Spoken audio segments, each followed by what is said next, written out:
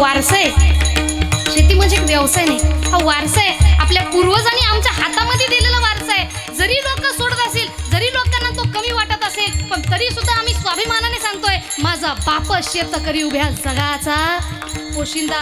एक कविता आहे ना महाराज, बाप नावाची, काय म्हणतात, शेतामध्ये माझी खोप, तिला बोराटीची झाप, तिथं राबत कष्ट तो माझा शेतकरी बाप, लेतो अंगावर चिंध्या, खातो मिरची भाकर, काडी उसाची पाचट, जगा मिळाया साखर, काटा त्याच्याच कापाई, त्यानं काय केलं पाप, माझा बाप शेतकरी उभ्या जगाचा पोशिंदा, त्याच्या भाडी लिहिलेला रात्रंदिवस कामधंदा, कष्ट सारे त्याच्या हाती, दुसऱ्याच्या हाती माप.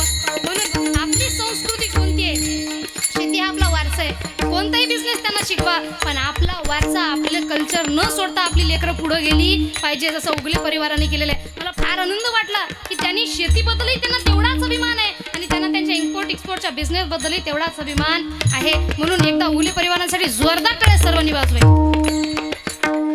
म्हणून अशा प्रकारे महाराज म्हणतात, आता तरी सावध व्हा, आता तरी त्या भगवंताला मनामध्ये धरा. आता भगवंत म्हणजे कोण, तर अभंगाचं शेवटचं चरण, तुका माने माये बापे